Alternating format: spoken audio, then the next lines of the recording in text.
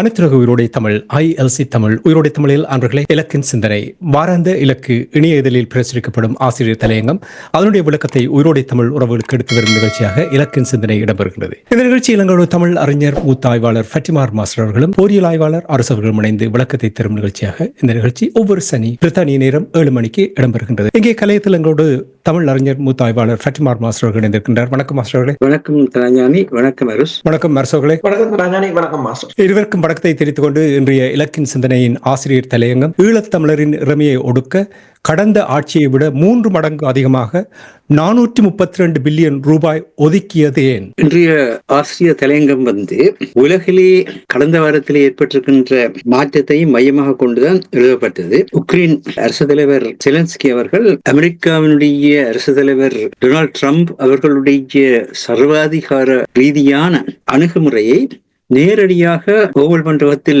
எதிர்த்து வாதாடிய அந்த தன்மையை ஐரோப்பிய நாடுகளின் தலைவர்கள் எல்லோருமே ஹங்கரியை தவிர போற்றியிருப்பதை பார்க்கின்றோம்.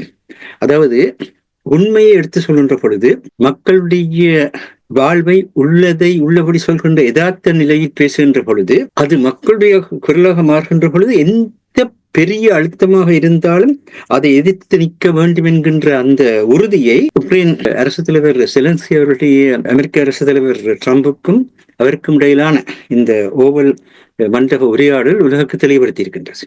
அவ்வாறான ஒரு நிலை உலகில் இன்று நடுத்தர வயது தலைவர்களாக இருக்கின்ற பலரிடத்திலே வேறு கொண்டு வருகின்றது என்பதை உணர்ந்த ஐரோப்பிய ஒன்றியத்தினுடைய வெளிநாட்டு கொள்கைக்கான தலைமையாளராக இருக்கின்ற ஹஜா கலாஸ் அவர்கள் இன்றைய உலகம் சுதந்திரமான உலகுக்கான புதிய தலைவரை நாடுகிறது, தேடுகிறது என்று கூறியிருக்கின்றார். இதுதான் உண்மை. இன்று வந்திருக்கின்ற அரசியல் தலைவர்கள் எல்லோரும் பெரும்பாலும் 60 வயசை அண்மைய அல்ல கடந்த நிலையிலேயே இருக்கின்றார்கள். இப்படியான ஒரு சூழலில் இன்றைய உலகு சுதந்திர உலக வாழ்வதற்கு புதிய தலைமை தேவை என்கின்ற கருத்து ஐரோப்பிய ஒன்றியத்திலிருந்து வெளிப்பட்டிருக்கின்ற நேரத்தில் பிரித்தானிய பிரதமர் ஸ்டார்மர் கூட ட்ரம்புடனான தன்னுடைய உரையாடலுக்கு பின்னர் அவரும் கூறியிருக்கின்றார், பிரித்தானியாவும் உக்ரைனுடைய நிலையை பாதுகாத்து நிற்கும் என்று. மெக்ரோன் பிரான்சினுடைய அரசு தலைவர் மிக தெளிவாக கூறியிருக்கின்றார். தெளிவாக கூறுவது மட்டுமல்ல, அந்த செலன்ஸ்கியுடைய உறுதியை பாராட்டியும் இருக்கின்றார்கள். தாங்கள் எல்லாம் அவருக்கு பின்னாலே பக்கபலமாக இருப்போம் என்று. ஜெர்மனுடைய புதிய அரசு தலைவராக வந்தவரும் மெக்ரோனோடு இணைந்து அதே மாதிரியாக வெளிப்படுத்தியிருக்கிறார். இத்தாலி கூட பாராட்டி இருக்கின்றது, ஸ்பெயின் பாராட்டி இருக்கின்றது. இந்த வகையிலே இந்த உலகத்தினுடைய அரசியல் தலைமைகள் எல்லாம் இன்று உலகத்துக்கான ஒரு சுதந்திரமான தலைமைத்துவம் எல்லா இடத்திலும் ஏற்பட வேண்டும் என்ற கருத்தை வெளியிட்டிருக்கின்றார். இந்த நேரத்திலே ஸ்ரீலங்காவினுடைய பாராளுமன்றத்திலும் நேற்றைய தினத்திலே 2025ஆம் ஆண்டு வரவு திட்டத்தினுடைய பாதுகாப்பு அமைச்சு, பொதுமக்கள் பாதுகாப்பு அமைச்சு மற்றும் பாராளுமன்ற அலுவலர்களுடைய நிதி ஒதுக்கீட்டு குடிநீர் விவாதத்தின் பொழுது தமிழ் தேசிய மக்கள் முன்னணியின் தலைவரும் யாழ்ப்பாண மாவட்ட நாடாளுமன்ற உறுப்பினருமான கஜேந்திரகுமார் பொன்னம்பலம் அனுரகுமார திசாநாயக்காவின் அரசாங்கம் கடந்த அரசாங்கத்தை விட 3 மடங்கு அதிகமாக 432 பில்லியன் ரூபாய் ஒதுக்கியுள்ளதை சுட்டிக்காட்டியுள்ளார். அதுவும் ஸ்ரீலங்காவின் 22 பாதுகாப்பு பிரிவுகள் 16 பிரிவுகள் வடக்கில் நிலைப்படுத்தப்பட்டுள்ள நிலையில் 100 குடிமக்களுக்கு 1.5 என்ற வீதத்தில் இருக்க வேண்டிய பாதுகாப்பு படை விகிதம் முல்லைத்தீவு மாவட்டத்திலே 2 குடிகளுக்கு 1 படையினர் என்ற வீதத்தில் வைக்கப்பட்டிருக்கின்ற அந்த உண்மையையும் வெளிப்படுத்தினர். கூடவே 16 ஆண்டுகள் போர் முடிந்ததற்கு பின்னரும் சமூக நலன்கள் நாட்டிலே பெரும் பாதிப்புக்குள்ளாகியுள்ள இன்றைய காலகட்டத்தில் சமூக நலன்களுக்கான செலவினை 42 பில்லியனில் இருந்து 35 பில்லியன் குறைத்துவிட்டு ஏன் இந்த மாதிரியாக பாதுகாப்புக்கு அதிக பாதுகாப்பு வரவு செலவு திட்டத்தில் இடம்பெற்றிருக்கின்ற என்ற கேள்வியை எழுப்பியிருக்கின்றார். ஈழத்தமிழர்கள் தான் ஸ்ரீலங்காவுக்கு எதிரிகள் என்ற செய்தியையே இந்த வரவு திட்டம் கூறுகிறது. இவை குறித்து நாங்கள் ஆலோசனைக்குழு மற்றும் நாடாளுமன்றத்தில் பேசினாலும் இந்த மாற்றம் செய்யப்படுவதில்லை. இவ்வாறு இருந்து கொண்டு இனவாதத்தை எப்படி ஒழிப்பீர்கள்? ஈழத்தமிழர்களை பொறுத்தமட்டில் இந்த அரசாங்கத்தின் கொள்கையும் முன்னிய அரசாங்கத்தின் கொள்கையும் ஒன்றே. இந்த பாதுகாப்புக்கான ஒதுக்கீடு ஒன்றே இந்த அரசாங்கத்தின் வரவு செலவு திட்டத்தை எதிர்ப்பதற்கு போதுமானது என்று காரணமும் கூறியிருக்கின்றார். அவர் உரையாற்றியதை தொடர்ந்து தமிழரசு கட்சியினுடைய நாடாளுமன்ற குழுவினுடைய தலைவர் சிவஞானம் ஸ்ரீதரனும் அவர் இணைந்து பாதுகாப்பு அமைச்சு, பொதுமக்கள் பாதுகாப்பு அமைச்சு, பாராளுமன்ற அலுவலர்கள் நிதி அறிக்கை வாக்கெடுப்பு விட வேண்டும் என்று கேட்டார்கள். அப்படி வாக்கெடுப்புக்கு விடப்பட்ட பொழுது 88 வாக்கள் சாதகமாகவும் 10 வாக்கள் பாதகமாகவும் பெற்று 78 வாக்களால் அது நிறைவேறியது. ஆனால் அந்த 10 வாக்குகளும் ஈழத்தமிழருடைய நாடாளுமன்ற உறுப்பினர்களில் 50க்கு மேலானவர்கள் எதிர்த்திருக்கின்றார்கள் என்பதை வெளிப்படுத்தியிருக்கின்றார். இந்த எதிர்ப்பில் செல்வமடைக்கல்நாதன் விலகிச் சென்றாலும் ராமநாதன் இதற்கு சாதகமாக வாக்களித்து கைவிடுத்திருக்கின்றார். அந்த ரீதியான இந்த முறையினூடாக இந்த பாதுகாப்பு செலவினங்களை ஈழத்தமிழ் மக்கள் நிராகரித்திருக்கின்றார்கள் என்கின்ற செய்தி உலகுக்கு முன்வைக்கப்பட்டிருக்கிறது. இந்த ஒரு சட்ட ரீதியான ஒரு அரசியல் முறைமையை முன்வைக்க வேண்டும் என்கின்ற நோக்கில்தான் கஜேந்திரகுமார் பொன்னம்பலம் அவர்கள் தமிழரசு கட்சியும் தமிழ் ஜனநாயக பாராளுமன்ற கட்சி என்று சொல்கின்ற செல்வமடைக்கல்நாதனும் தாங்களும் இணைந்து 10 பேராக எப்பொழுதுமே இருந்து இந்த இலங்கை பாராளுமன்றத்தில் கொண்டு வரப்படக்கூடிய சட்ட ஆக்கங்கள் எதனையும் புதிய அரசியலமைப்பு உட்பட எதிர்த்து சரியான முறையில் அதை நெறிப்படுத்த வேண்டும் என்ற ஒரு கோரிக்கை முன்வைத்தார். இந்த அடிப்படையில் தான் அவரவர்கள் தங்கள் கட்சிகள் தங்கள் அமைப்புகளில் இருந்தபடியே இந்த பொதுக்குழுக்கள் ஒன்றிணைந்து இப்பொழுதிருந்தே ஒரு பலமான ஒரு அரசியல் சக்தியாக இந்த பாராளுமன்ற உறுப்பினர்கள் தங்களை அமைத்துக் கொண்டால் அந்த பின்னணியில் தமிழர்கள் இந்த தேசிய மக்கள் சக்தியினுடைய ஆட்சியையும் ஏற்றுக்கொள்ளவில்லை என்பதை ஜனநாயக ரீதியாக வெளிப்படுத்தலாம் என்கிற கருத்தை முன்வைத்தார். ஆரம்பத்திலே அதற்கு இணக்கம் தெரிவித்த தமிழரசு கட்சியினுடைய பதில் தலைவர் CVK சிவஞானம் அவர்கள் பின்னர் சட்டத்தரணி சுமந்திரன் வந்து தமிழரசு கட்சியினுடைய பதில் செயலாளராக பதவி பெற்றதன் பின்பு அனுப்பிய கடிதத்தில் இந்த அரசியலமைப்பு சட்டம், புதிய அரசியல் சட்டம் கொண்டு வருகிற நேரத்தில் இதை பற்றி சிந்திக்கலாம், இப்பொழுது தேவையில்லை என்கின்ற ஒரு பின்னடை தோற்றுவித்தார். அதைத் தொடர்ந்து செல்வமடைக்கல்நாதன் இந்த வரவு திட்டத்தில் வடக்கு கிழக்குக்கு அதிக நிதி ஒதுக்கப்பட்டிருக்கின்ற ஒரு கருத்தை தெரிவித்து அவருடைய கூட்டணியை மத்திய உறுப்பினரை கலந்து ஆலோசிக்காமலே வரவு செலவு திட்டத்தை ஆதரித்தும் வாக்களித்தார். விதமாக தொடக்கத்திலேயே இவ்விதமான மக்கள் ஒருங்கிணைக்கிற தன்மையை, அந்த ஒருங்கிணைப்பு தன்மையை முறியடிப்பதற்கான முயற்சிகள் நடைபெற்றிருப்பதையும் நாங்கள் பார்க்கின்றோம். இவ்விதமான ஒரு காலகட்டத்திலே இந்த நிலையில் எவ்விதமாக ஈழத்தமிழர்கள் செயற்பட வேண்டும் என்கின்ற ஒரு மிகப்பெரிய ஒரு கேள்வி முன்வைக்கப்பட்டிருக்கின்றது. இந்த இடத்தில் வந்து இப்பொழுது உடனடியாக அதற்கான கடமாக உள்ளூராட்சி தேர்தல்கள் இன்னும் ஓரிரு மாதங்களில் நடைபெறக்கூடிய சாத்தியக்கூறுகள் இருக்கின்றன. இந்த நிலையிலே இந்த உள்ளூராட்சி தேர்தல் காலத்தில் உள்ளூராட்சி அமைப்பென்றால் என்ன என்பதை முதல் இளத்தரசியல் தெளிவாக புரிந்து கொள்ள வேண்டும். அது அரசியல் அல்ல, அரசியலுக்கு அப்பால் வாழ்வியல். மக்களுடைய அடிப்படையான நாளாந்த வாழ்விற்குரிய தேவைகளை அவர்கள் பெற்றுக்கொள்வதற்கான முதல்நிலை கட்டமைப்பு உள்ளூராட்சி. அந்த உள்ளூராட்சியில் பெறப்படுகின்ற அந்த வாழ்வியல் ஆதாரத்தை அடிப்படையாக கொண்டுதான் மக்கள் எழுந்து நின்று அடுத்த கட்டத்திலே வந்து பெரும் பொருளாதாரத்தை, பெரும் அரசியல் கொள்கைகளை எதிர்கொள்கின்ற ஒரு வலிமையை பெறுவார்கள். ஆக இந்த தேர்தல் நடைபெற இருக்கின்ற அந்த நேரத்திலே கடந்த பிப்ரவரி 26ஆம் தேதி தன்னுடைய 100வது பிறந்த நாளை தமிழ் மக்கள் அனைவரும் நினைவு கூற வைத்த வீரகேசரியனுடைய 35 ஆண்டு கால யாழ்ப்பாண செய்தியாளர் வீரேச செல்லத்துறை என்று அவர் அழைப்பார்கள். அவர் சின்னத்தம்பி செல்லத்துறை என்றாலும் எல்லோருக்கும் செல்லத்துறை என்ற பெயர் தான் தெரியும். அவருடன் நான் அவருடைய ஸ்டேஷன் ரோட்டில் இருக்கின்ற வீரேச காரியாலயத்தில் வரை சந்தித்த காலங்களில் அவர் சொன்ன ஒரு முக்கியமான விடயம் என்னன்னு சொன்னால், மாநகர சபை, நகர சபை, கிராம சபை தேர்தல்களில் அந்தந்த வட்டாரத்தை வளர்த்தெடுக்க வல்லவர்கள் போட்டியிடுவதை ஊக்குவியுங்கள். இதனை நானும் எனது ஊடகப் பணியில் தலைமை நோக்காக செய்து வருகிறேன். ஏனெனில் மக்களின் வாழ்வுக்கான தளம் உள்ளூராட்சி என்று சொன்னார். அதனைத்தான் அவருடைய அந்த நூற்றாண்டு வாரமாக அமைகின்ற இந்த வாரத்திலும் கூட ஊடகத்துறையில் இருக்கின்ற நாங்களும் உணர்ந்து கொள்ள வேண்டும். இந்த ஊடகத்துறை தான் இன்று இந்த மக்களுக்கான சக்தியை கட்டமைக்க வேண்டியவர்களாக இருக்கின்றார்கள்.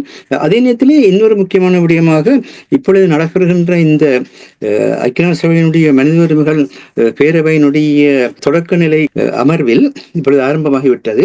அந்த அமர்வில் ஸ்ரீலங்காவில் மோதலினால் பாதிக்கப்பட்ட வடக்கு கிழக்கில் பணிபுரியும் மனித உரிமைகள் செயற்பாட்டாளர்கள் தொடர் வன்முறைகள் மற்றும் கண்காணிப்புகளுக்கு உள்ளாகி வருகின்றார்கள்.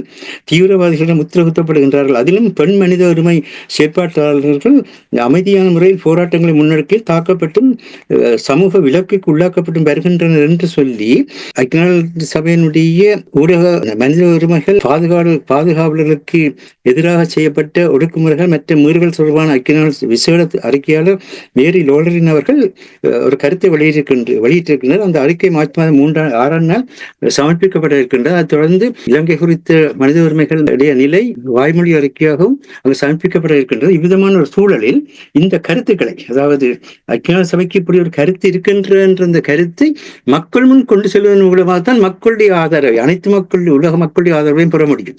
அதையும் இந்த நேரத்தில் நாங்கள் கவனத்தில் எடுக்க வேண்டும் என்பதுதான் இந்த வார ஆசிய தலையங்கத்தினுடைய சாராம்சமாக இருக்கின்றது. நன்றி மாஸ்டர் அரசர்களே. அனுரகுமார திசாநாயக்கா தேர்தல் காலத்தில் தமிழர் தாயகத்தில் உள்ள இராணுவத்தினரை குறைப்போம், படிப்படியாக கட்டம் கட்டமாக குறைப்போம் என்று கூறுகின்றார். உங்களுக்கு தெரியும், IMF நிபந்தனைகள் இராணுவத்திற்கு ஒதுக்கப்படுகின்ற நிதி தொடர்பாக இவ்வளவும் இருக்கின்ற இந்த நேரத்தில் ஏன் அனுரகுமார திசாநாயக்காவுடைய அரசாங்கம் 432 பில்லியன் இதுதான் அதிகமாக செலவழிக்கப்பட்டிருக்கின்றது என்றால் இராணுவத்துக்கு என்ன காரணம்? இதனுடைய பின்னணி என்ன? இலங்கை அரசுகள் தொடர்ந்து படையினருக்கான நிதியுதவியை அதிகரித்துக் கொண்டுதான் இருக்கின்றன, போர் முடிவடைந்த பின்னரும். இது பல தடவைகள் நாங்கள் கூறியிருக்கின்றோம். இலங்கை எந்த ஒரு நாட்டுடன் போரில் தற்போது ஈடுபடவில்லை. ஆக அவர்கள் மிக பெரும் ஒரு போரில் ஈடுபட்டது ஒன்று JVP, அடுத்ததாக தமிழீழ விடுதலை புலிகளுடன் போர் தான் இலங்கை அரசு சந்தித்த போர்கள். ஏனைய போர்களை பொறுத்தவரையில் இலங்கை அரசு எதிலும் ஈடுபடவில்லை. இலங்கை அரசு போரை வேறு சூழ உள்ள நாடுகளில் எந்த நாடுடனும் போர் செய்யும் நிலையிலும் இலங்கை அரசு இல்லை. இலங்கை அரசு உதாரணமாக நீங்கள் பார்த்தீங்கன்னு சொன்னால், இப்ப ஐரோப்பிய நாடுகள் எவ்வாறு அமெரிக்காவை சார்ந்து இவ்வளவு காலமும் பாதுகாப்பில் இயங்கி வந்தோம், அதாவது அமெரிக்காவின் நியூக்ளியர் அம்பர்லா என்று சொல்ற அணு ஆயுத பாதுகாப்பின் கீழ் கனடாவாக இருக்கலாம், ஐரோப்பிய ஒன்றிய நாடுகளின் பல நாடுகள் இயங்கி வந்தனவோ, அதே போன்று பிராந்திய வல்லரசுகளின் துணையாக தான் இலங்கை இயங்கி வந்தது. அப்ப இப்ப உதாரணமா நீங்க பாத்தீங்கன்னு சொன்னால், பிரித்தானியாவின் இராணுவம் 72,000 பேர் தான் டோட்டலா என்று கூறுகிறார்கள். இலங்கையின் இராணுவம் அதை விட 2 மடங்கு. ஏன் பிரித்தானியா 72,000 பேர் வைத்திருக்கிறது என்று சொன்னால், அவர்கள் ஒரு நேட்டோ என்ற ஒரு கூட்டமைப்பு. அவர்கள் அமெரிக்கா என்ற ஒரு மிகப்பெரிய ஒரு வல்லரசின் ஒரு பாதுகாப்பு குடையின் கீழ் இருக்கிறார்கள் என்னும் போது அவர்களுக்கு போர் செய்வதற்கு தேவையில்லை. அப்ப அந்த நிதியை அவர்கள் பாதுகாப்பு நிதியை குறைத்து அதனை தங்கள் நாட்டின் வளத்துக்காக உபயோகப்படுத்துகிறார்கள். அதுதான் இப்போது அமெரிக்காவுக்கு நேட்டோவுக்கு முன்னையான பிரச்சனையாக எழுந்திருக்கின்றது என்று சொன்னால், ட்ரம்ப் கூறுகிறார் என்று சொன்னால், நாங்கள் இவ்வளவு நிதியை ஒதுக்குகிறோம், நீங்கள் எல்லோரும் 1.5% GDP தான் ஒதுக்குகிறீர்கள் என்று. இலங்கையை பொறுத்தவரையில் ஏன் ஒதுக்குகிறார்கள் என்று சொன்னால், அது தமிழ் மக்களுக்கு எதிராகத்தான் ஒதுக்குகிறார்கள் என்பது தெளிவானது ஒன்று. இன்றும் வடபகுதியில் பெருமளவான நிலங்களை கையகப்படுத்தி வைத்திருக்கிறார். உதாரணமாக பாருங்கள், இலங்கை இராணுவம் கையகப்படுத்தி வைத்திருக்கின்ற நிலங்கள் பௌத்த சாசன அமைப்பு கையகப்படுத்துகின்ற நிலங்கள், அல்லது தொல்லியல் திணைக்களமாக இருக்கலாம், வன பாதுகாப்பு நிலங்கள், இவ்வளவத்தையும் வளமான நிலங்களை கையகப்படுத்தி அங்குள்ள தொழிற்பேட்டைகளை அழித்து அங்குள்ள விவசாயத்தை அழித்து விட்டு பொருளாதாரத்தை முன்னேற்ற வாருங்கள் என்றது கூக்குரல் எழுவது ஒரு போலியானது. அது பழைய அரசுகளிலும் ஒன்றாகத்தான் செய்தன, புதிய அரசும் அதனைத்தான் செய்யும். தமிழர் விவகாரத்தில் இலங்கை அரசுகளிடம் நீங்கள் வேறுபாடுகளை காண முடியாது. அது அவர்களின் ஒரு திறமை என்றும் கூறலாம். உதாரணமாக ரணில் விக்ரமசிங்கா இப்போது வெளியில் இருந்தாலும் இப்போது கூக்குரல் இட்டிருக்கின்றார், வருகிற செப்டம்பர் மாதம் ஐநாவில் ஒரு தீர்மானம் கொண்டு வர போகிறார்கள், அதை எதிர்ப்பதற்கு சிங்கள கட்சிகள் எல்லோரும் ஒன்றுணைய வேண்டும். மூலோபாய கொள்கை சரியாக இருக்கின்றது, எந்த விதத்திலும் அவங்க தளம்பவில்லை. இப்ப தமிழ் மக்களை போல ஒரு தமிழீழம் என்றது, அடுத்த முறை சுயாட்சி என்றது, அடுத்த முறை சமஷ்டி என்றது, அடுத்த முறை நாங்கள் எல்லாரும் ஒரே ஸ்ரீலங்கன் என்றது. இப்படி எதுக்குள்ளே நிக்கிறவங்க தெரியாத ஒரு நிலையில அவங்க இல்லை. அவங்க எதிர்கட்சியா இருந்தாலும் ஒரே கொள்கையாகத்தான் இருக்கிறான், ஆளுங்கட்சியாக இருக்கும் போதும் ஒரே கொள்கையாகத்தான் இருக்கிறான்.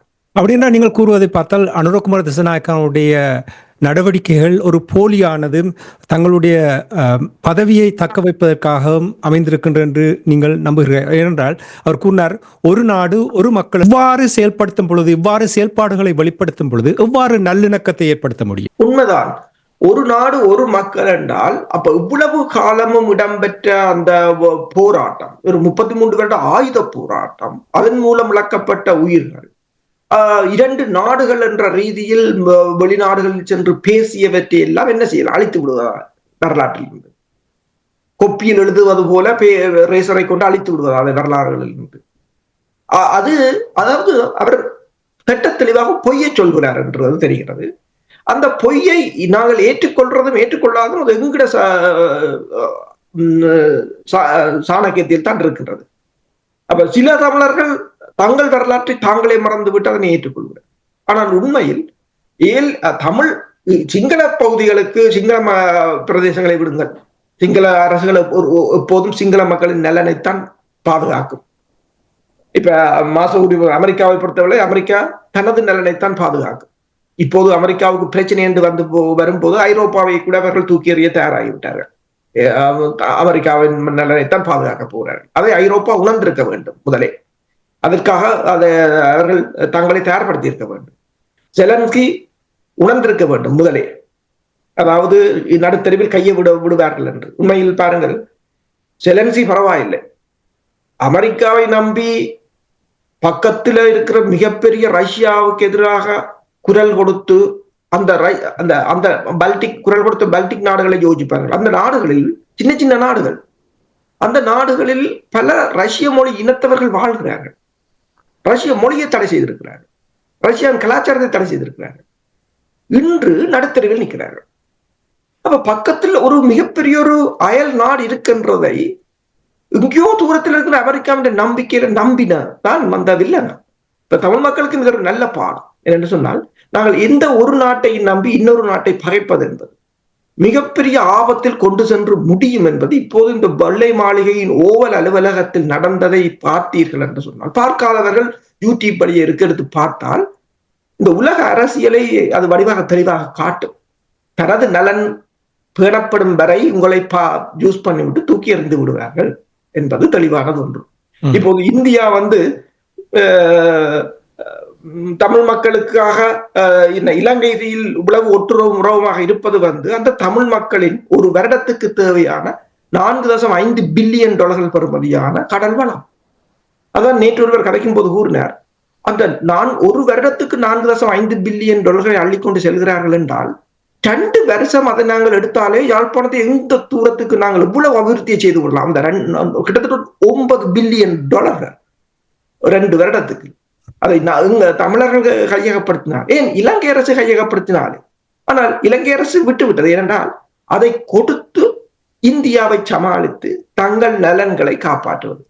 அதாவது அது தங்களுடைய சொத்து. அதை எடுத்தாலும் தமிழர்கள் தான் அதில் முன்னேறுவார்கள். அப்ப அதை விட்டுவிட்டால் இந்தியாவுக்கும் இலங்கையுடன் ஒரு ஒற்றுறவாக இருக்கும். இலங்கை தமிழர்களையும் அது முன்னேற விடாமல் தடுத்ததாக இருக்கும். தமிழர்களுடைய முன்னேற்றத்தை எல்லா வகையிலும் நாங்கள் அயல் நாடாக இருக்கலாம், இலங்கையாக இருக்கலாம், தடுத்து கொண்டுதான் இருக்கின்றோம். இப்ப இலங்கையை பாருங்கள், நான் கூறியது போல பொருளாதாரம் வீழ்ந்தாலும் நீங்கள் அந்த வளமான காணிகளை விடுவித்து தொழிற்பேட்டைகளை அமைத்து வடக்கில் ஒரு கணனி பூங்காவை உருவாக்கி அங்குள்ள மக்களின் வாழ்க்கை தரத்தை உயர்த்தி உங்கள் பொருளாதாரத்தை உயர்த்த அவர்கள் விரும்பவில்லை. அதான் அப்ப இப்ப பாதுகாப்பும் அதுதான். நீங்கள் பாதுகாப்பு செலவினத்தை குறைத்தால் அது தமிழ் மக்களுக்கு வர போறதில்லை, உங்களுக்கு தான். ஆனால் நாங்கள் பிச்சை எடுத்தாலும் பரவாயில்லை, தமிழ் மக்களை ஏதோ ஒரு வகையில் அடிமைப்படுத்த வேண்டும் என்பதை பாதுகாப்புக்கான செலவினம் மீண்டும் மீண்டும் சொல்லிக் கொண்டுதான் இருக்கின்றது. கடல் வளம் தொடர்பாக இலங்கையுடைய போக்கு அதுதான் காரணம் என்னவென்றால் இந்தியாவை சமாளிப்பதற்காகவும் இனி தமிழர்கள்தான் இது இழக்கின்றார்கள், சிங்களவர்கள் அதில் இழக்கவில்லை என்பது வின் வின் சிச்சுவேஷன் ஸ்ரீலங்காவை பொறுத்த மட்டில். நன்றி அரசுகளே. மாஸ்டர், நீங்களும் ஆரம்பத்தில் கூறினீர்கள் டொனால்ட் ட்ரம்ப் மற்றும் செலன்ஸ்கி இருவருக்கும் இடையில் இடம்பெற்ற அந்த சூடான விவாதம். இனி அதைத் தொடர்ந்து ஐரோப்பிய ஒன்றியங்கள் அவர்களுக்கு இடையில் இருக்கின்ற பிரச்சனைகளை அவர்கள் வெளிப்படுத்தும் வகையில் எந்த சாராருக்கு தங்களுடைய ஆதரவை வழங்க வேண்டும் என்ற விடயங்களை நீங்கள் சுட்டிக்காட்டினீர்கள். இனி அரசு இப்பொழுது சுட்டிக்காட்டுகின்ற ரஷ்யாவுக்கு அருகே இருக்கின்ற சின்ன சின்ன நாடுகள் ரஷ்யாவோடு இணைந்து செயல்படாமல் அமெரிக்காவுக்கு ஆதரவு வழங்கியது இப்பொழுது பெரிய ஒரு பிரச்சனையை ஏற்படுத்தி இருக்கின்ற கூறுகள். அதே நேரத்தில் நீங்கள் உங்களுடைய ஆசிரியர் தலையங்கத்தில் கஜேந்திரகுமார் பொன்னம்பலம் அவர்கள் மற்றும் ஸ்ரீதரன் அவர்களும் நாடாளுமன்றத்தில் பாரிய தாக்குதலை மேற்கொண்டிருக்கிறார்கள் என்று நீங்கள் கூறினீர்கள். இதை கேட்கும் பொழுது இதைத்தான் தமிழ் மக்கள் எதிர்பார்க்கிறார்கள். இது என்ன செய்தியை கூறுகிறது? ஒன்று, அங்கே ஒரு செய்தியை கூறியிருக்கின்றது ஓவல் மண்டபத்தில் நடந்த காரசாரமான விவாதம். இனி இங்கே இலங்கை நாடாளுமன்றத்தில் இருவரும் தமிழ் தரப்பு, அதாவது 2 வித்தியாசமான கட்சிகள் இருந்து ஒரே பாணியில் செயல்பட்டிருக்கின்றது. என்ன செய்தியை கூறுகிறது? அதனுடன் சேர்ந்து அர்ச்சுனா ராமநாதன் இணைந்திருக்கின்றார். அவரை இந்த இடத்தில் இதற்காக பாராட்ட வேண்டிய நிலை இருக்கின்றது. ஆகவே இந்த மூவரும் 3 தொகுதியும் ஒன்றிணைந்து செயல்பட்டது என்பது, அதனால்தான் இந்த வெற்றி ஈழத்தமிழ் அரசியல் மாற்றத்துக்கான முதல் அடியாக அமைகின்றது என்று ஆசிரியர் தலையங்கத்தில் கூறணும். இப்பொழுது உணர்கின்றீர்கள், அதாவது சுதந்திரமான நிலைக்கான ஒரு தலைமைத்துவம் தேவை. அந்த சுதந்திரமான நிலைக்கான ஒரு தலைமைத்துவம் ஈழத்தமிழர்களை பொறுத்த மட்டில் எல்லா ஈழத்தமிழர்களும் கூட்டாண்மை கூறாக உருவாக வேண்டும் என்பதுதான் தேசிய தலைவர்களுடைய எண்ணமாக இருந்தது. ஏனென்னு சொன்னால், இந்த எங்களை பொறுத்த மட்டில் ஈழத்தமிழர் தேசிய விடுதலை போராட்டம் என்பதில் சாதாரண மக்கள், ஏழை மக்கள் தங்களுடைய உழைப்பையே, தங்களுடைய உயிரையே, தங்களுடைய உடலையே போராட்டத்துக்கான பாதுகாப்பாக அமைத்து கட்டப்பட்ட போராட்டம் தான் தமிழீழ தேசிய விடுதலை போராட்டம். ஆகவே ஒவ்வொரு மக்களுக்கும் தீர்மானம் எடுக்கும் உரிமை இருக்கின்றது. யாரோ ஒருவர் அது மேலிருந்து வந்து நின்று நான் சொல்வதை நீங்கள் சொல்லுங்கள் என்று சொல்வதற்குரிய முறையில் எங்களுடைய தேசிய விடுதலை போராட்டம், தேச நிர்மாணம் கட்டமைக்கப்படவில்லை. ஆனவழியினால் நீங்கள் ஒவ்வொருவரும் சிறு சிறு குழுக்களாக இணைந்து அந்த பின்னணி, இந்த இடத்துல ஒரு விடயத்தையும் பார்க்க வேண்டும். ஒருவர் தனியே நின்று எதையுமே செய்ய முடியாது. உதாரணமாக இன்றைய காலகட்டத்தை எடுத்தால், நாங்கள் வைத்தியசாலைக்கு போனால் என்ன, அல்லது ஒரு போக்குவரத்து பயணத்துக்கு போனால் என்ன, அல்லது ஒரு வங்கியில் நாங்கள் வங்கியின் சேவையை பெறுவதற்கு போனால் என்ன, நாங்கள் ஒருவரை குறிப்பிட்டு உங்களால் சேவை பெற முடியாது. அந்த முறைமைக்குள் தான் நாங்கள் போய் பெறுகின்றோம். அந்த முறைமைக்குள் தான் எங்களுக்கு நியமனம் கிடைக்கும். நான் இந்த டாக்டரை சந்திக்க போறேன், நான் இந்த ட்ரெயின் டிரைவர்ஸ் அல்லது பஸ் டிரைவர் செலுத்துற இதில் ஏறப்போறேன் எங்களை கேட்க முடியாது. அந்த முறைமைக்குள் நாங்கள் சென்று அந்த பலனை பெற வேண்டியதாக இருக்கின்றது. ஆக இன்றைய காலகட்டத்தில் அந்த முறைமையை மாற்றுவதன் மூலம் தான் நாங்கள் எதையும் செய்ய முடியுமே தவிர ஒரு தனியான ஆளாக நின்று ஒன்றை செய்ய முடியாது. ஒன்றின் வாழ்க்கையை எடுத்து பாருங்கள். எங்கென்றாலும் சரி, நாங்கள் ஒரு வருடத்தில் இன்றைய காலகட்டத்தில் நாங்கள் வைத்தியசாலைக்கு போனதுக்கு பிறகு அந்த முறைமைக்குள் ஒரு குழுவுக்குள் நாங்கள் உள்ளடக்கப்பட்டதுக்கு பிறகு அந்த வைத்தியர் தொடர்ந்து எங்களை கூப்பிட்டு கிளினிக்ல அதை பற்றி பேசுவார். அது வேறு விடயம். ஆனால் இந்த முறைமை என்பதுதான் செயற்பட்டுக் கொண்டிருக்கிறது. இது சைவ சித்தாந்தம் அப்பயே சொன்னது. நியதி, அதுக்கு பிறகு காலம், அதுக்கு பிறகு கலை என்று வகுத்து கொண்டு வருவார்கள் அந்த வாழ்க்கை கட்டமைக்க. ஆகவே நாங்கள் ஒரு நியதிக்குள் இருக்கின்றோம், முறைமைக்குள் இருக்கிறோம், அரசு முறைமைக்குள் இருக்கின்றோம், பொருளாதார முறைமைக்குள் இருக்கின்றோம். அந்த நியதியை மாற்றுகின்ற பொழுதுதான் இந்த மாற்றம் பெறும். அதனால் தான் முறைமையை எவ்வாறு மாற்றுவது? அந்த முறைமை மக்கள் சக்தி கூட தான் மாற்றப்பட முடியும், வேற எதனாலும் மாற்றப்பட முடியாது. அந்த மக்கள் சக்தி அந்த முறைமையை தன்னுடைய சுதந்திரமான நிலைக்கு மாற்றுகின்ற பொழுது அது பல கருவிகளுக்கூடாக செயற்படும். அதில் ஆயுத போராட்டம் ஒரு கருவிதான். அந்த நேரத்தில் ஆயுதம் என்பது கருவியாக இருக்கிறதே தவிர போராட்டம் என்றால் ஆயுதம் என்ற நிலை இல்லை. ஆனால் எங்களுக்குள் போராட்டம் என்றாலே ஆயுதம் என்ற நிலை தான் இருக்கின்றது. உதாரணமாக பார்க்க போனால் கருத்தியலில் ஏற்படுகின்ற மாற்றம் தான் ஒருவருக்கான ஒரு முழுமையான ஒரு திசையை உருவாக்கி கொடுக்கும். அந்த கருத்தியல் மாற்றத்தை செய்வது கல்வியும் ஊடகமும் தான் என்று.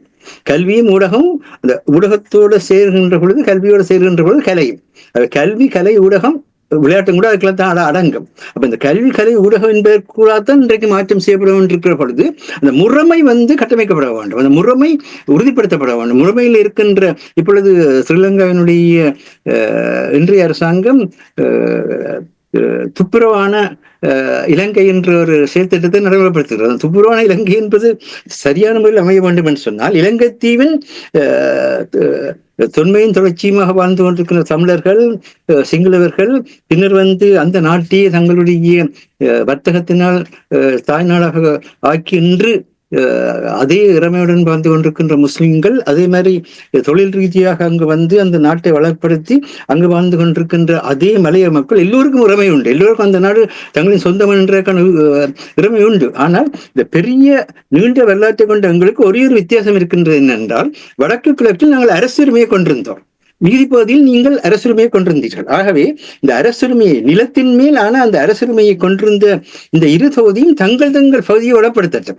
தமிழர்கள் வடக்கு கிழக்கை வளப்படுத்தட்டும், சிங்களவர்கள் நீங்கள் மற்ற பகுதியில் வளப்படுத்துங்கள். ஆனால் இந்த மலைய மக்களுடையும் முஸ்லிம்களுடையும் அவர்களுடைய சுதந்திரமான வாழ்வுக்கு இருதரப்புமே அதற்கான உத்தரவாதத்தை கொடுத்து முன்னெடுத்து செல்ல வேண்டிய ஒரு நிலையை நாங்கள் தோற்றுவித்தோம் என்றால்தான் இப்ப இருக்கின்ற இந்த பொருளாதார பிரச்சனைகள், இப்ப இருக்கின்ற ஒரு புதிய அரசியல் ஒழுங்குமுறையை உலகம் இப்பொழுது செயல்படுத்திக் கொண்டிருக்கிறார். அந்த புதிய அரசியல் ஒழுங்குமுறைக்குள் நாங்கள் சரியான இடத்தில் எங்களை அமைத்துக் கொண்டோம் என்றால் தான் அதற்கான ஆற்றல் வேறும். இப்பொழுது பார்க்க போனீங்க என்றால், இன்றைக்கு தெலுங்கு திரைப்படமான காசி பரசுராம் இயக்கத்தில் உருவாகிய தல்வார் என்ற திரைப்படம், ஆகாஷ் ஜெகநாத், பிரகாஷ் ராஜ்புரி, ஜெகநாத், அனுஷியா பரத்வாஜ் இவரெல்லாம் நடிச்ச அந்த படம். அந்த படத்துல வந்து ஒரு முக்கியமான தலைமை கருத்தினை வெளியிட்டுக் கொண்டிருக்கின்றார்கள். ஆயுதங்களின் வடிவங்கள் மாறலாம், ஆனால் போர் தொடர்ந்து நடந்து கொண்டே இருக்கும். ஆயுதங்களின் வடிவங்கள் மாறலாம், போர் தொடர்ந்து நடந்து கொண்டே இருக்கும். இது உலகம் உள்ள மட்டும் இருக்கும் என்றால், ஒரு பகுதி வந்து அரச நிறுவனத்தை கட்டமைக்கின்ற போது அந்த அரசு நிறுவனமாக மாறுகின்ற போது அந்த பகுதி வந்து அழுத்தத்தை கொடுக்க தொடங்கும். ஆகவே கீழ் இருக்கின்றவர்கள் அதற்கு எதிராக போராடும். இது மார்க்சிஸ்ட் அடிப்படையும் இதுதான். ஆனால் எங்களை பொறுத்த மட்டும் கூட போராட்ட வடிவங்கள் மாறலாம், ஆனால் எங்களுடைய அந்த தாயக தேசிய தன்னாட்சி தன்மை மாறக்கூடாது என்பதுதான் தேசிய தலைவருடைய விருப்பம் இருந்தது. இந்த அடிப்படையில் பார்க்கின்ற பொழுது இப்பொழுது அரசு கூறுகின்ற பொழுதுதான் அந்த நினைவு வந்தது. என்னன்னு சொன்னால்,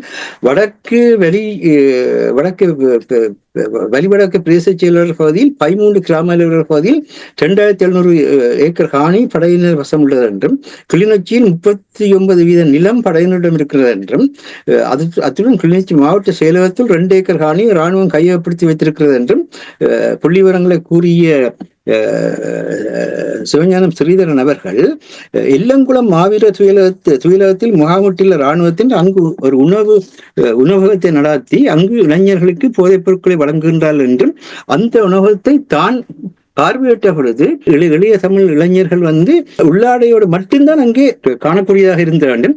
இது அந்த இளையவர்களை வந்து தவறான பாலியல் பண ஈட்டலுக்கும் பயன்படுத்துகிற என்ற கருத்தை ஸ்ரீலங்கா பாராளுமன்றத்தில் கூறியிருக்கின்றார்.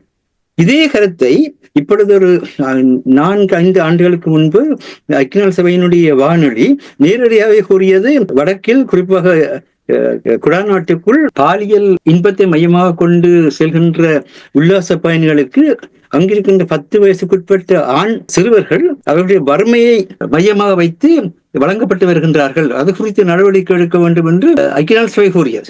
எங்களுடைய பக்கத்தில் ஸ்ரீதரன் தெளிவாக கூறியிருக்கின்றால், திட்டமிட்ட முறையில் ஒரு இன அழிப்பு நடந்து கொண்டிருக்கின்றது. ஒரு இனத்தினுடைய இன அழிப்பு மட்டுமில்லை, இனத்துழைப்பு மட்டுமில்லை, பண்பாட்டு இன அழிப்பு நடைபெற்றுக் கொண்டிருக்கின்றது.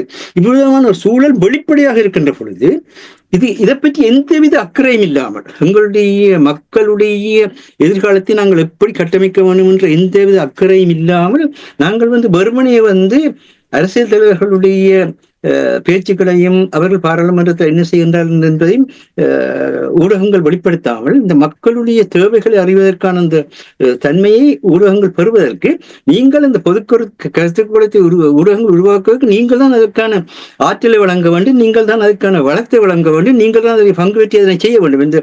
அதுக்காக ஏற்கனவே ஒரு ஆள் தனியே செய்ய முடியாது, ஒரு முறைமைக்கூடாது செய்கிறோம். இப்பொழுது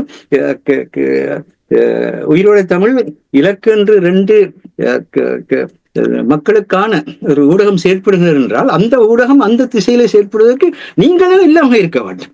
தனியொருவர் நின்று இதில் நாங்கள் 3 பேரும் இருந்து இதுல பேசி போட்டு ஒரு 45 நிமிஷத்தில் எழுப்பி போறதுனால இந்த பலனும் இருக்காது. இதை கேட்கின்ற பொழுது நீங்கள் உங்களுடைய கருத்துக்களை, உங்களுடைய ஈடுபாட்டை தெரிவித்து விதமாக இதை வளர்த்திருக்கலாம். இப்ப இந்த மே மாதம் வருகின்ற பொழுது உயிரோடை தமிழுக்கு 15வது ஆண்டு வருகிறது.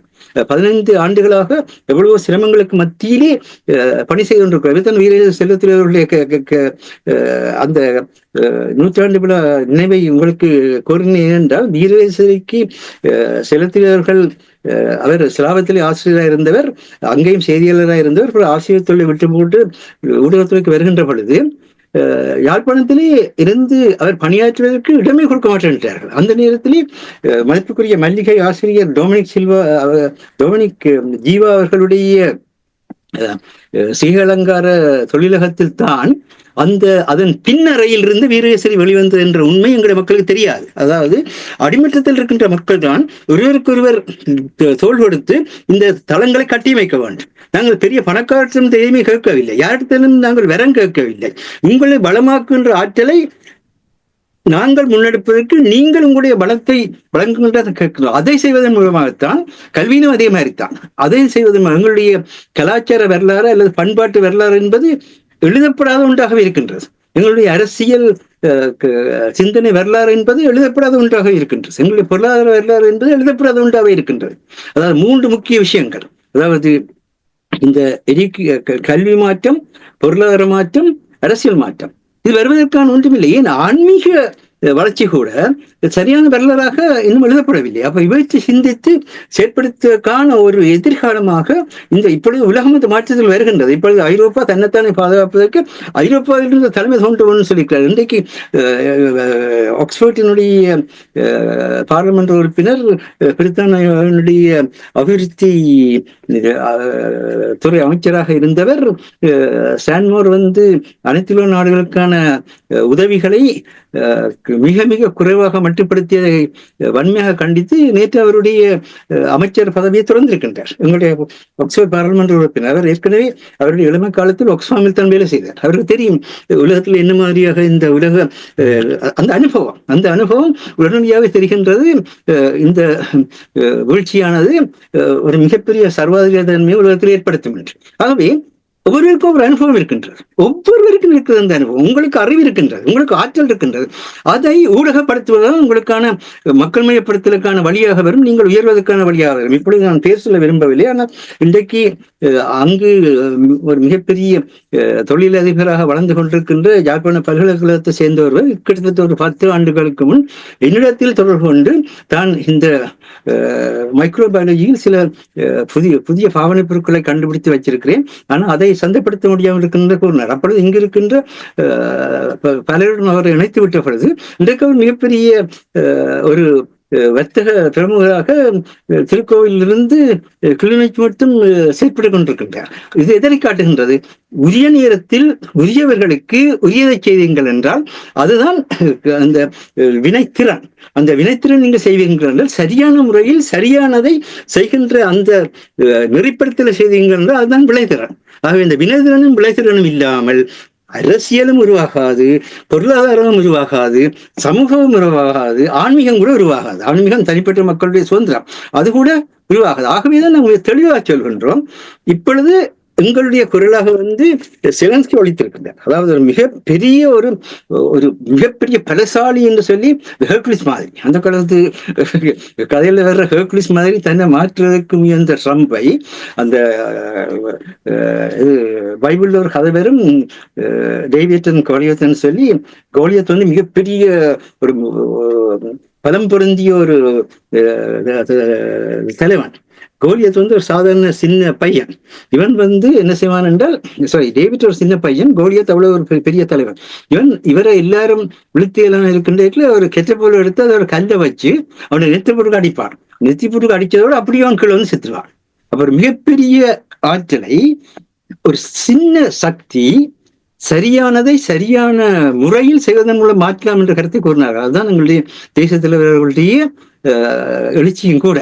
ஆகவே அந்த அனுபவங்களை கொண்ட நாங்கள் எங்களுக்கு வீண் விதண்டாவாதங்களை பேசிக்கொண்டு நேரத்தை செலவழித்துக் கொண்டு மயக்க நிலையில் இருக்காமல் விடுபட வேணும் என்ற அந்த தன்மையைத்தான் இன்றைய காலகட்டத்துக்கு நான் பதிலை சொல்கின்ற பொழுது அனுபவப்பட்டவர்கள் ஒன்றிணைந்த தலைமையை உருவாக்குங்க. நாங்கள் தனியை கையேந்திரகுமார் குடும்பத்து தலைமையோ அல்லது தனியை சிவஞானம் சிறுகின்ற தலைமையோ அல்லது தனியை அர்ஜுனா ராமநாதன் தலைமை பற்றி நான் கூறவில்லை. இந்த ஆற்றல்கள் ஒருங்கிணைகின்ற பொழுது அந்த துறையில் சட்டத்துறையில் மதிப்புக்குரிய கஜேந்திர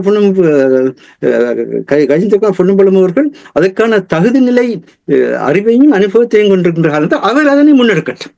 அதே மாதிரி வைத்தியத்துறையில் அர்ஜுனா ராமநாதன் அதற்குரிய அனுபவத்தை கொண்டிருக்கின்றீர்கள், அந்த துறையை நீங்கள் முன்னெடுங்கள்.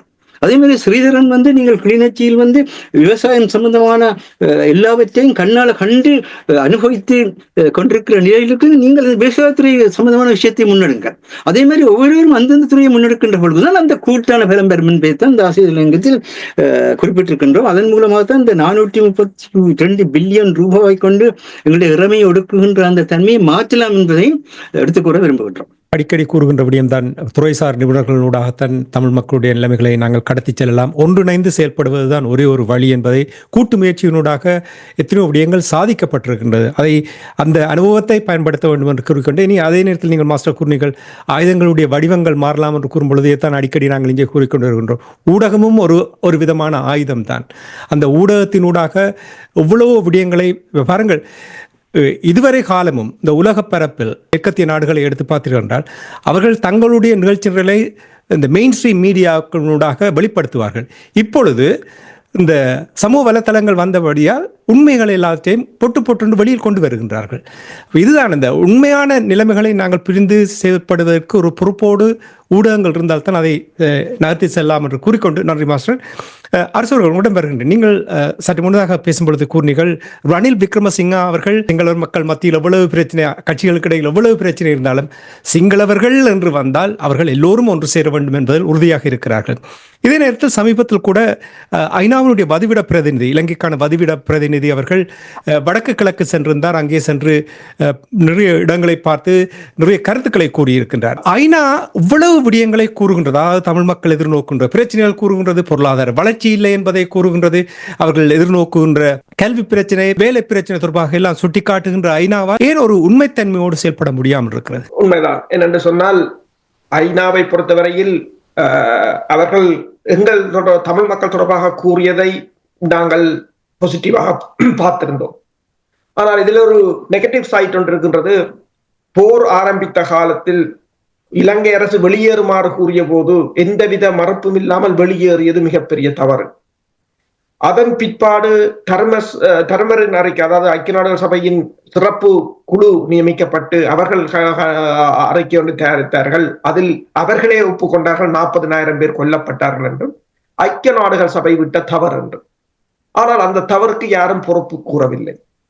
அதாவது அண்மையில் நேர்காணல் வழங்கிய ஐநா பிரதிநிதியும் மூவ் ஓன் என்று சொல்கிறாரே தவிர அங்கு நடந்த தவறுக்கும் தங்களால் விட்ட பிழைக்கும் இன்று வரை நீதி கிடைக்காமல் போராடுகிற மக்களுக்கும் என்ன செய்தார்கள், என்ன செய்ய போகிறார்கள் என்பதை கூறவில்லை.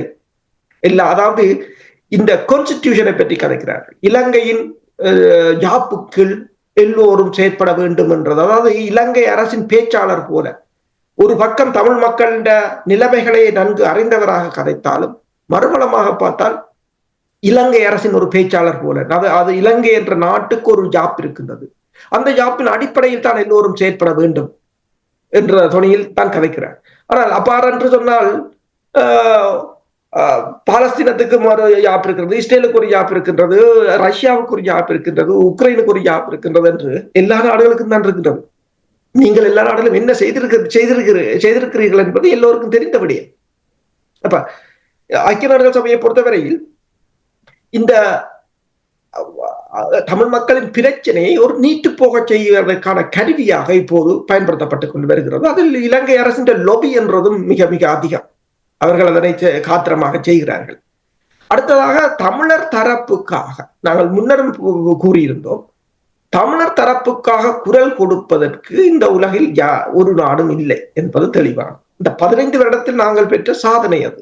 இந்த 15, அதாவது விடுதலை புலிகள் இருந்த காலத்தில் அவர்களுக்கும் செல்லவில்லை, வன்னிக்கு தேடி சென்றார்கள். எல்லா தூதுவர்களும் சென்றார்கள், எல்லா நாடுகளும் சென்றார்கள், பேசினார்கள், தொடர்புகளை ஏற்படுத்த முற்பட்டார்கள் என்ற இங்கு புலம்பெயர் தேசத்தில் இருக்கின்ற விடுதலை புலிகளின் கிளைகளுக்கு கூட மரியாதைகள் இருந்தது. இலங்கை தூதரகத்தை விட மிக அதிக அளவான தொடர்புகளில் விடுதலை புலிகளின் கிளை நிறுவனங்கள் இருந்தன. ஆனால் அதன் பிற்பாடு அது மிகவும் பலமாக வளரும் ஒரு ஜனநாயக ரீதியில் என்று பார்த்தால் அதன் பிற்பாடு நாங்கள் எல்லாவற்றையும் இழந்து எந்த ஒரு நாடும் இல்லை. பல நாடுகளுக்கு தெரியாது உங்களுக்கு என்ன நடக்கிறதுன்றே தெரியாது ஒரு நிலைமை. அப்ப இதுதான் அவருடைய இந்த ஐநாவின் பேச்சாளர் கருத்துக்கான காரணம். அவர் ஐநா இதனை புறக்கணித்து புறந்தள்ளி விட்டு போவதற்கான காரணம். இன்று பாருங்கள் உக்ரைனுக்கு என்ன நடந்தது என்று. அமெரிக்காவை பொறுத்தவரையில் பைடன் அரசு கொடுத்தது 1000 ஏன் கொடுத்தார்கள்? ரஷ்யாவை பலவீனப்படுத்துவதற்காக. அது முடியாது போகும் என்ற தருணத்தில் உக்ரைனை கைவிட்டு விட்டார்கள். அதே போன்றுதான் அமெரிக்காவினால் கொண்டு வரப்பட்ட தீர்மானம். அது 15ஆம் ஆண்டு கொண்டு வரப்பட்டாலும் இன்று வரையிலும் அவர்கள் அதனை இலங்கையில் ஒரு ஆட்சி மாற்றும் கருவியாகத்தான் பயன்படுத்தினார். அதற்கு நாங்களும் உள்வாங்கப்பட்டோம். அவர்களின் ஆட்சி மாற்ற கருவிக்கு நாங்கள் பலர் இங்கு வேலை செய்கின்றோம். அண்மையில் கூட இங்க பிரித்தானியாவில் இருக்கிற ஒரு அமைப்பு இந்தியாவின் விமான சேவை தங்கள் மூலோபாய கொள்கை என்று பிரகடனப்படுத்தி இருக்கிறார்கள்.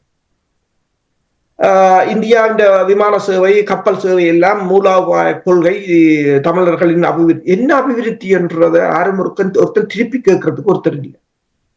எங்கட காசு அங்க கொண்டு போறதுக்கு நீங்கள் இதை என்ன வேலை என்று சொல்லலாம். அதை இதுல நாகரிகம் இல்லை கலைப்பது. சரி, நீங்கள் உங்கள் மூலோபாய கொள்கையில் இந்த மீனவர் பிரச்சனையை பார்த்தீங்களா? இந்த தொழில் ஐக்கிய நாடுகள் சபையின் பதிவோட பிரதிநிதி சொன்னார், ஒரு ஃபுல்லா ஆர்டிபிஷியல் இன்டெலிஜென்ஸ் படிக்குதான் ஜெஃப்னா யூனிவர்சிட்டியில. அவர் கேட்ட கேள்வி, டிகிரி முடிஞ்சோன்னா நீ என்னமா செய்ய போறேன்? ஒரு சாஃப்ட்வேர் கம்பெனி இல்லை, ஒரு சாஃப்ட்வேர் இவன் கொழும்பிலும் இல்லை என்று சொல்றாரு. ஆர்டிபிஷியல் இன்டெலிஜென்ஸுக்கு கொழும்பிலும் இல்லை. அப்ப என்ன செய்யறது? ப்ரொடியூஸ் பண்ணி டொரண்டோக்கு அனுப்புறது. அதாவது நீங்கள் இங்க இருந்து ப்ரொடியூஸ் பண்ணி டொரண்டோக்கும் ஆஸ்திரேலியாவுக்கும் அனுப்புறது. இப்படி இருந்தா நீங்கள் என்னட்டு வளருவீங்க. அப்ப இந்த மூலோபாய கொள்கைக்காரர் இதுகள் தொடர்பாக யோசிச்சாங்க. 6வது செய்கிற திட்டத்தை தங்கள மூலோபாய கொள்கை என்று ஒரு வட்சப்பை வச்சு நீங்கள் செய்கிற பிரச்சாரம் உங்களையே நீங்கள் ஏமாத்துற மாதிரி இல்லையோ? இல்ல கேட்கிறேன். உதயதான் ஐக்கிய நாடுகள் சபை கொண்டு வர தீர்மானத்தை, அமெரிக்கா கொண்டு வர அந்த தீர்மானத்தை உங்களை தீர்மானம் என்று சொல்லி அவன் அதை இல்லாம போனதோட நீங்களும் காணப்படுவீங்க. பேருந்து அவன் தனக்கு ஒரு அங்க ஒரு ஆட்சி மாற்றம் வந்தோன்னு அவன் வந்தோன்னு உங்களை காண கிடைக்கும். அங்க நீங்க திருவிங்க. இது நாங்கள் இதுல இருந்து கதைக்கிறோம். இனிமேல் இதுல கதைக்காம விடுவது நல்லது. என்னன்னு சொன்னால் மக்களே இதை புறக்கணித்து விட்டார்கள். மக்கள் இதுகளை புறக்கணித்து விட்டார்கள். ஆனாலும் இன்னும் இது இவ்வாறான இதுகளை எல்லாம் கடந்து இப்ப இது இவ்வாறான நிகழ்வுகள் நடக்கும் போது மற்றவர்கள் என்ன யோசிப்பார்கள் என்றால், யாரோ ஏதோ செய்து கொண்டிருக்கிறார்கள் என்று, யாரோ ஏதோ இதையாவது செய்கிறார்கள் என்று சொல்லுகிறார்கள் இப்பொழுது. இது அதாவது ஒரு காத்திரமாக பணியை செய்ய வர்ற வரையும் இது ஒரு மாயை மாதிரி தடுத்து விடுகிறது. அதான் அந்த பிரச்சனை. இதுகளுக்கெல்லாம் மீண்டுதான் நாங்கள் அடுத்த கட்டத்துக்கு நகர வேண்டும். இப்ப ஐக்கிய நாடுகள் சபையின் பதிவிட பிரதிநிதிக்கு ஒரு பக்கம் தெரிந்திருக்கிறது, மறுபக்கத்தை கூறுவதற்கு யாரும் இல்லை. மறுபக்கம் தொடர்பாக கேள்வி கேட்பதற்கு யாரும் இல்லை. கேள்வி கேட்டவர் கூட ஒரே ஒரு கேள்வியை கேட்டிருக்கலாம். ஐக்கிய நாடுகள் சபை போர் நடைபெறுகிற இடத்தில் அதனை தடுப்பதும் சாட்சியங்களை சேகரிப்பதும் ஐக்கிய நாடுகள் சபையின் தொழில். அதை விட்டு நீங்கள் வெளியேறிவிட்டு தவறுக்கு நாங்கள் பொறுப்பென்று கூறிவிட்டு அந்த பொறுப்புக்கான தண்டனையோ பதிலையோ இதுவரை தராமல் இருந்து கொண்டு ஒன்றாக வாழுங்கள் அல்லது மூவ் ஓன் என்று நீங்கள் சொல்வதால் அதை ஏற்றுக்கொள்ள முடியாது. அவங்களுக்கு உண்மைதான். கில்ட்டி கான்சியஸ் இருக்கின்றதோ எனக்கு தெரியவில்லை. என்னவோ எங்களுடைய மக்கள் எல்லாவற்றையுமே வெளிப்பாக பார்த்து கொண்டிருக்கிறார்கள். நாங்கள் அவர்களிடம் நிறைவாக மிகவும் சுருக்கமாக கூற வேண்டும், நிகழ்ச்சியை நிறைவு கொண்டு வர வேண்டும். இப்ப அரசு அவர்கள் கூறிய ஐநாவினுடைய போக்கு, போர் நடந்த காலத்தில் அங்கிருந்து வெளியேறியது, இனி ஆதாரத்தை வைத்துக் கொண்டிருந்து எந்த ஒரு நடவடிக்கையும் எடுக்காது. இனி இப்பொழுது புவிசார் அரசியல், உள்ளூர் அரசியல், இவை எல்லாவற்றையும் வைத்து பார்க்கும் பொழுது தமிழர் தரப்பு ஒரு பாடத்தை கற்றுக்கொள்ளும் என்று நீங்கள் நம்புகிறீர்களா? இந்த விடயத்தில் நான் மாஸ்டர்ஸ் ஆஃப் டெமோக்ரஸி செய்கின்ற பொழுது, நாங்கள் ஐக்கிய நாடு சபை பற்றி படிக்கின்ற பொழுது மிக முக்கியமான விடயம் என்னென்றால், ஐக்கிய நாடு சபை எந்த ஒரு நாட்டிற்குள்ளும் தலையிட முடியாது. அதனுடைய முதலாவது வரியிலேயே எந்த ஒரு நாட்டின் நிலைமையையும் மீறி நாங்கள் தலையிட மாட்டோம் என்பது வற்புறுத்தப்பட்டிருக்கிறது. ஆகவே அவர்கள் இப்படித்தான் இருக்க வேண்டிய நிலை இருக்குது. ஒவ்வொரு அரசாங்கத்தின் பின்னால் தான் அவர்கள் நிற்க வேண்டும் என்ற கட்டமைப்பு அப்படித்தான் இருக்கிறது. ஆனால் இந்த தேசிய மக்களுக்கான குரலை மக்கள் தான் எழுப்ப வேண்டும். மக்கள் எழுப்பி மக்கள் தங்களுடைய நிலையை வெளிப்படுத்த வேண்டும். அதற்கான எம்பவர்மெண்டை சக்தி அளித்ததை எக்கனாமிக்ஸை செய்யும், கல்வி மூலமாக செய்யும், பொருளாதார திட்டங்கள் மூலமாக செய்யும். மற்றது என்ன சர்வதேச பயிற்சிகள் கூட செய்யும். அதில் நாங்கள் பங்கு பெற்றுகின்றோமா? அதில் பங்கு பெற்றுவதன் மூலமாக தான் அந்த வட்டத்துக்குள் நாங்கள் போகலாம். அந்த வட்டத்துக்குள் போய் நின்று கொண்டுதான் நீங்கள் அதற்குள் தான் நீங்கள் உங்களுடைய பிரச்சனையை முன்னெடுக்க வேண்டிய தன்மை இருக்கிறது மக்கள் என்ற நிலை. மற்றபடி அரசாங்கங்கள் தான் அரசாங்கங்களோட பேசுகிற ஒரு தொகுதி தான் ஐக்கிய நாடு சபை. இன்றைக்கு பலஸ்தீனத்துல கிட்டத்தட்ட 69% இருப்பிடங்கள் அளிக்கப்பட்ட நிலையில 60,000 மொபைல் வீடுகள் அங்கு போகாதவாறும் 200,000 தற்காலிக கூடாரங்கள் அங்கு போகாதவாறும் இஸ்ரேல் பிரதமர் தடுத்து வைத்துக் கொண்டிருக்கின்றார். அதை செய்ய சொன்னவர் அமெரிக்காவுடைய ஜனாதிபதி பின்பக்கத்தில் நின்று சொன்னார். அதுக்கு நாங்கள் அதை எடுத்து ஒரு உல்லாச நகராக மாற்றப் போகின்றோம் என்று சொல்லி அந்த மக்களுடைய இருப்பை அசைக்கிறதுக்கு வெளியே செய்கின்றார்கள். அபதமாக செய்கின்ற பொழுது சவுதி அரேபியா சொல்கின்றது, நாங்கள் 20 பில்லியனை கொடுத்து நாங்கள் மக்களோட வச்சு அதை கட்டியெழுப்புவோம் என்ற நிலைக்கு வாரார்கள். ஆனால் அரசு சொன்னது போல இது அந்த நாடுகளுடன் நாங்கள் கொண்டிருந்த உறவின் மூலமாக செய்யப்பட வேண்டிய ஒன்று. ஆனால் அதை செய்யாமல் சரி கடந்த காலத்தை விடுவோம். அரசும் சொன்னார் கடந்த காலத்தை பேசி பிரயோசனம் இல்லை. இன்று கூட நீங்க சொல்கின்றீர்கள் இந்த ஐக்கிய நாடு சபையினுடைய இந்த போராட்ட காலத்து மனித உரிமை மீறல்கள், மனிதாயத்துக்கு எதிரான குற்றங்கள், மற்றது மனிதாய வன்முறைகள் தொடர்பான சாட்சியங்களை பதிவு செய்து கொண்டுதான் இருக்கின்றது. இப்பொழுதாவது ஒரு மக்கள் அவர்களுக்கான அந்த சாட்சியங்களை பதிவு செய்யக்கூடிய அந்த திறந்த கட்டமைப்பை வெளிப்படுத்துங்கள். எங்க வேற வேணும், எப்படி பதிவு செய்ய வேண்டும் என்று ஊடகங்களுக்கு வாங்கள் சொல்லுங்கள். சரி கடந்த காலத்தை விடுவோம். இந்த நேரத்தில் இருந்தாலும் மக்கள் இணையக்கூடிய அந்த முறைகளை தோற்றுவீங்கள். ஊடகங்கள் உங்களுக்கான இடத்தை தருவதற்கு ஆயத்தமாக இருக்கின்றோம். யாரா இருந்தாலும் எவரா இருந்தாலும் எங்களுடைய மண்ணுக்கான அந்த வளத்தை சேர்க்கின்ற பொழுது நாங்கள் அதுக்கு உரிய இடத்தை கொடுக்க வேண்டிய பொறுப்புள்ளவர்களாக இருக்கின்றோம். எங்களுக்கு மேல் நீங்கள் கொண்டிருக்கிற விருப்பு வெறுப்பு அடிப்படையில் அல்ல நாங்கள் செயற்படுவது. மண்ணுக்கும் மக்களுக்கும் எது தேவையோ அதை செய்யுங்கள். அப்படி செய்கிறதுக்கு நீங்க திட்டத்தை கொண்டு வாருங்கள், செயற்படுத்துங்கள், மக்களுடன் பேசுங்கள், அவர் கேட்கிற கேள்விக்கு பதில் சொல்லுங்கள். இப்ப இருக்கிற பிரச்சனை என்றால் இன்னைக்கு ட்ரம்ப் நிலையில்தான் விரலம். ட்ரம்ப் சிலஸ்க்கு கேள்வி கேட்டான் பிரச்சனை, வேற ஒன்றும் இல்லை. அங்க நீங்க அந்த இதை பார்த்தீங்கன்னா சிலஸ்க்கு கேள்வி கேட்ட உடனே நீ எனக்கு ஒன்றும் சொல்லி தர தேவையில்லை, எனக்கெல்லாம் தெரியும், நீ எழும்பிப்போ. எத்தனை எல்லாரும் செய்யணும், எத்தனை இல்ல செயற்பாட்டாளர் சொல்லப்படுற எல்லாரும் இந்த குணம் இருக்குது. அப்ப நீங்க ஒருவருமே ட்ரம்பாக இயங்கி கொண்டிருக்கிறீர்கள். அதான் ஆகவேதான் நான் சொல்றேன் என்னென்றால் இப்பொழுது கூட நீங்கள் வடக்கு கிழக்கு முகில் குடியேற்றத்தை பற்றி குறிப்பாக பிடிஎஃப் கூட என்னோட எடுத்து கூறினார்கள். நல்ல விஷயம், செய்யுங்கள். ஆனால் அது இந்தியா அதை செய்விக்கிறதுக்கான தன்மையை கொண்டிருக்கின்ற பொழுது அங்கு முகில் குடியேற்ற அடையக்கூடிய மக்களுக்கான இருப்பிடம், அவர்களுக்கான நாளாந்த வாழ்வுக்கான தேவைகள், இவைகள் எல்லாத்தையும் நிறைவு செய்து இந்தியா கொண்டு போய் குடியேற்றுமான்றதை நாங்கள் உறுதிப்படுத்த வேண்டியதாக இருக்கின்றோம்.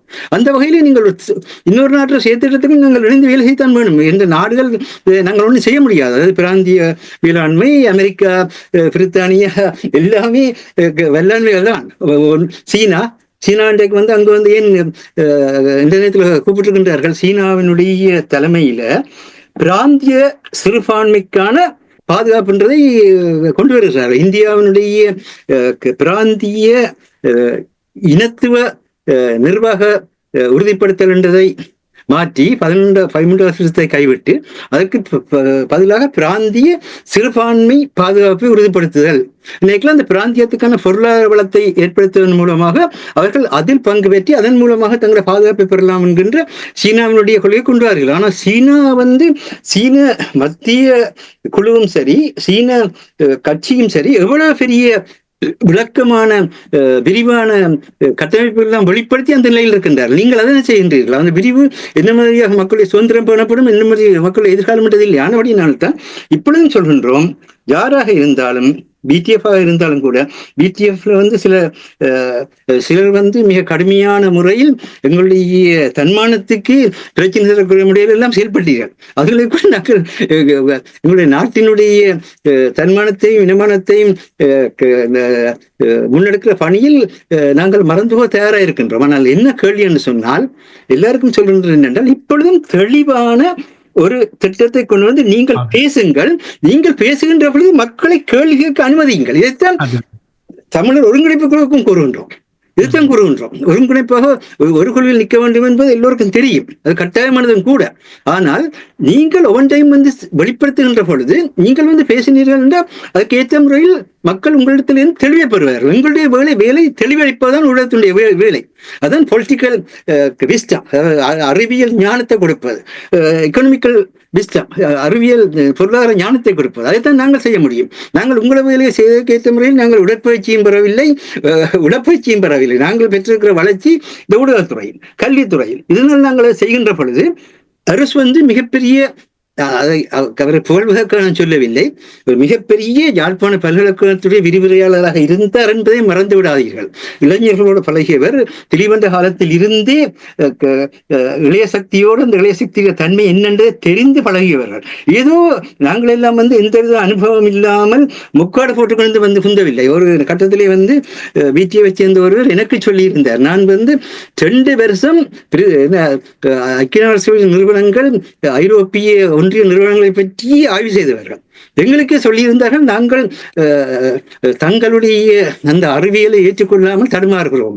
சிரிக்கத்தான் முடியும், இப்படியான அறியாமையை தான் காண முடியும். அதுக்காக நாங்கள் கோவிக்கிற இல்லை. இன்னொருடைய அறியாமையை பற்றி நாங்கள் கோவிக்கவில்லை. ஜெயசிநாதரை கடைசி உயிர் பிரிகிறத்தில் என்ன சொன்னார், இப்போ அறியாமல் செய்கின்றால் நீங்கள் தான் சொல்றோம். என்ன சொன்னால், எங்களுடைய மண்ணுக்கு நீங்கள் ஒவ்வொருவரும் தேவை, ஒவ்வொருவரும் ஒற்று தமிழன் கூட வெளியால போனாலும் என்னுடைய இன்னும் பாதிக்கப்படும்.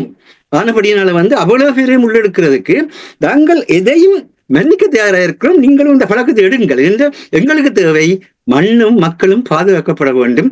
வருங்கால சந்ததி பாதுகாப்பான அமைதியான வளர்ச்சியில் இருக்க வேண்டும். அதுக்கான பெயர்களை கூட சொல்லாதீர்கள். இது சமஸ்தி, அது வந்து ஒற்றியாட்சி, இது தனியாட்சி, இதெல்லாம் கூட வேண்டாம். இது வந்து பேச்சுவார்த்தை மேசையில வர வேண்டிய விடயம். பாலான் எனக்கே சொல்லியிருக்கின்றார். ஒரு வரலாற்று தாயத்தை நாங்கள் கொண்டிருக்கின்றோம், சிங்கள மக்களோட வரலாற்று தாயத்தை கொண்டிருக்கின்றார்கள். நாங்கள் இருவரும் வரலாற்று தாயத்தை கொண்டிருக்கிறோம் என்ற வகையில் எங்களுடைய மலையக மக்கள், முஸ்லிம் மக்கள் இவர்களை முனைத்து ஒரு மேசையில இருந்து பேசி, உங்களுக்கு என்ன சந்தேகம் இருக்கிறது, எங்களுக்கு என்ன சந்தேகம் இருக்கிறது, உங்களுக்கு என்ன அச்சம் இருக்கிறது, எங்களுக்கு என்ன அச்சம் இருக்கின்ற அந்த நிலையிலே கட்டமைக்கப்படுவதுதான் அரசியலமைப்பு. அந்த நிலையிலே பேசப்பட வேண்டிய விஷயங்கள் அதை செய்யாமல் சேரடித்துக் கொண்டு வாழாதீர்கள். சேரடித்துக் கொண்டு வாழ்ந்தால் நீங்களும் சேர்த்துக்கள் போவீர்கள், இனமும் சேர்த்துக்கள் போகும் என்பது எங்களுடைய கருத்து. நீங்கள் கூறுவது போல் எல்லோரும் ஒன்றிணைந்துதான் செயல்பட வேண்டும். ஆனால் எளியவர்களுக்கு முக்கியத்துவம் கொடுக்க வேண்டும் என்றால் உலக ஓட்டத்தில் நிறைய மாற்றங்கள் வந்து கொண்டிருக்கின்றது. அந்த மாற்றத்தால் சொல்வார்கள் ஓல்ட் ஸ்கூல் என்றெல்லாம் சொல்வார்கள். ஆனால் இப்பொழுது தொழில்நுட்ப வளர்ச்சி, இப்போ ஏஐ, ஆர்டிபிஷியல் இன்டெலிஜென்ஸ் தொடர்பாக நீங்கள் கூறும்பொழுது எவ்வளவோ காரியங்கள் நடத்த போகின்றார்கள். எந்த நாடுகளோடும் நாங்கள் பயக்கக்கூடாது, பயக்க தேவையில்லை. நாங்கள் ஒரு தந்திரமாக அவரோடு கையாளலாம். நீங்கள் மாஸ்டர் கூறினீர்கள், ஐக்கிய நாடுகள் சபை தொடர்பாக அவர்கள் ஒரு முடிவும் எடுக்க முடியாது. உண்மை, அவர்கள் உறுப்பு நாடுகளிடம் பரிந்துரைக்கலாம், என்னென்ன விடயங்களை செய்வது தொடர்பாக பரிந்துரைக்கலாம். ஆனால் பாருங்கள், ரஷ்யாவுக்கு எதிராக, புட்டின் அவர்களுக்கு எதிராக கொண்டு வந்த தீர்மானத்தை பாருங்கள். 3 மாதத்தில் கொண்டு வந்தார்கள். 15 ஆண்டுகள் கடந்து விட்டது. ஐநாவில் 15 ஆண்டுகள் திருந்து இதுவரையில் என்ன சாதித்திருக்கின்றோம்? இதுதான் இருக்கின்ற பிரச்சனை. நாங்கள் குறை கூறுவதற்காக இங்கே வரவில்லை. வெற்றை சுட்டி காட்டும் பொழுது அதன் ஊடாக துறைசார் நிபுணர்களை, அறிவுள்ளவர்களை முன் கொண்டு வந்து, இளையவர்களை கொண்டு வந்து ஒரு சரியான பாதையில் எடுத்துச் செல்ல வேண்டும் என்பதற்காகத்தான் நான் இதை கூறுகிறேன். மிகவும் சுருக்கமாக மாஸ்டர். உயிரோடை தமிழ் சார்பாகவும் இலக்கின் சார்பாகவும் பிபிசி ஆனந்தி என்கின்ற அளவுக்கு பிபிசியில வந்து தமிழ் ஊடகத்தை வளர்த்தெடுத்து உலகம் முழுக்க தமிழோசியாகவே தன்னுடைய குரலை வெளிப்படுத்திய எங்கள் மதிப்புக்குரிய ஆனந்தி சூரியபிரகாசம் அவர்களுடைய இறுதி யாத்திரை வந்து நடைபெறுகின்ற நேரம், அவருக்கு எங்களுடைய இதயபூர்வமான அஞ்சலி செலுத்துகின்ற அதே நேரத்தில் இலங்கை ஒளிபரப்பு கூட்டுத்தாபனத்தில் நீண்ட காலம் அதனுடைய தமிழ் இயக்குநர் பகுதியிலே பணியாற்றி காலமாகி இருக்கின்ற அருந்ததி ஸ்ரீரங்கன் யாத்திரையும் நடைபெற இருக்கின்றது கொழும்பில். இந்த 2 பெண் ஆளுமைகளுக்கும் இவருடைய அந்த ஊடகத்துறைக்கான அந்த பணிக்கு எங்களுடைய இதய அஞ்சலி தெரிவிக்க விரும்புகின்றோம். நன்றி மாஸ்டர். இன்றைய இலக்கின் சிந்தனை நிகழ்ச்சியை நாங்கள் இதோடு நிறைவு கொண்டு வருவோம். நிகழ்ச்சியில் கலந்து சிறப்பித்த தமிழ் அறிஞர் மூத்த ஆய்வாளர் ஃபட்டிமார் மாஸ்டர் அவர்களுக்கும் பொறியியல் ஆய்வாளர் அரசு அவர்களுக்கும் நன்றியை கூறி தனாஞானி இந்த நிகழ்ச்சியை நிறைவு கொண்டு வருகின்றேன். நன்றி, வணக்கம் மாஸ்டர். நன்றி, வணக்கம் அரசோகளே. நன்றி, வணக்கம். நன்றி, வணக்கம். எமது பார்வையாளர்களுக்கு வணக்கம். மக்களின் குரலாய் ஓங்கி ஒலிக்கும் இலக்கு மின்னிதழ் மற்றும் உயிரோடை தமிழ் வானொலி ஆகிய இவ்விரு ஊடகங்களும் உங்களைப் போன்ற எமது நேயர்கள், நண்பர்களின் ஆதரவிலேயே இயங்கி வருகின்றன. மிக குறைந்த வளங்களுடன் பல இடர்கள் மற்றும் தடைகளை தாண்டி பயணிக்கும் எமது ஊடகங்களின் பணிகள் மேலும் வளர உங்களால் முடிந்த நிதியுதவியை வழங்கி இன்னும் காத்திரமான செயற்பாடுகளை முன்னெடுக்க உதவுமாறு மிகவும் பணிவன்புடன் வேண்டி நிற்கின்றோம். உங்கள் பங்களிப்பு உங்களின் உரிமை குரலாய் ஓங்கி ஒலிக்கும். நன்றி.